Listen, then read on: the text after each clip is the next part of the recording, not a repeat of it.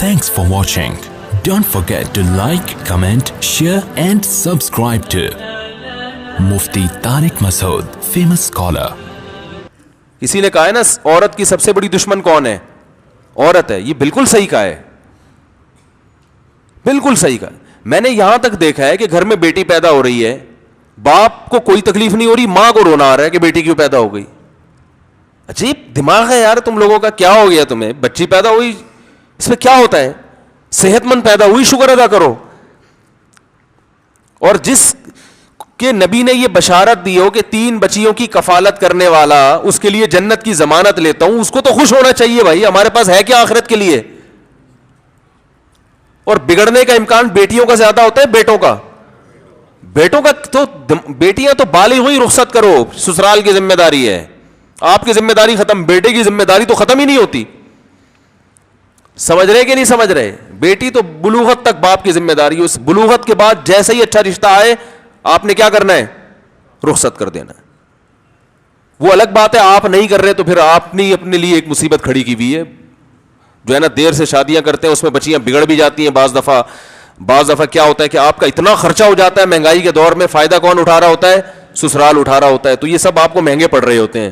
وجہ اس کی یہ کہ آپ پورے اسلام کو فالو نہیں کر رہے, آپ آدھے اسلام کو فالو کر رہے ہو کہ بیٹیاں پالنا سنت ہے, اس کو فالو نہیں کر رہے کہ بالغ ہونے کے بعد ان کی شادی کرنا بھی سنت ہے. تو وہ اس لیے آپ نے خود ٹینشنیں پالی ہوئی ہیں.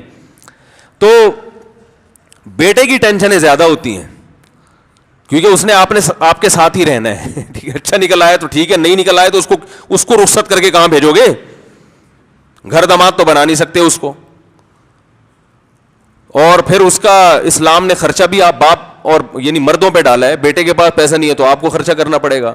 پھر وہ پتہ نہیں بہو اٹھا کے لے, اپنی بیٹی جیسے بھی اچھی لگتی ہے, بہو کا پتہ نہیں کس ڈیزائن کی نکلے. وہ کیا خیال ہے؟ وہ آپ کو سسر مانے نہیں مانے, وہ 10 قسم کی ٹینشن ہے بھائی.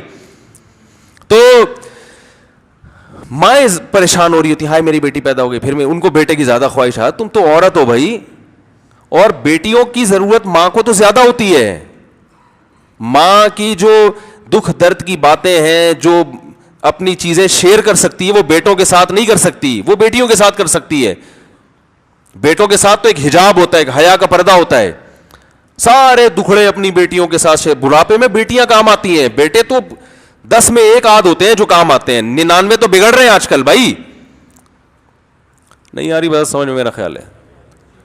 تو وہ محبت بھی ملتی ہے بیٹیوں سے, گھر بھی آباد ہوتا ہے. گھر آؤ گے تو بیٹیاں ہوں گی تو گھر میں خوشی ہوگی. بیٹے تو مسٹنڈوں کی طرح گھوم رہے ہوتے ہیں, اس کی فکر ہی کرنی پڑتی ہے, پتہ نہیں دیر سے کیوں آ رہا ہے, 2 بجے کہاں بیٹھا ہوا تھا. وہ یہی ہوتا ہے نا, کیا کر رہا ہے, تمیز سے بات نہیں کر رہا ہوتا کبھی. تو بڑے بہت خوش قسمت لوگ ہوتے ہیں جن کو آج کل کوئی اچھا بچہ مل جائے. بہت مشکل سے ملتے ہیں. لیکن پھر ان بیٹوں کو, ان جیسے نالائقوں کو, آپ کے علاوہ کی بات کر رہا ہوں, پھر آپ فیل کریں گے, نالائق ملتے ہیں پھر بھی کیا کہتے ہیں, ہمیں کیا چاہیے؟ بیٹے چاہیے. اتنے نالائق قسم کے بیٹے دیکھ کے بھی تمہاری خواہش کیا ہے؟ بیٹے ہی چاہیے تمہیں. تو خیر, Thanks for watching. Don't forget to like, comment, share and subscribe to Mufti Tariq Masood Speeches channel.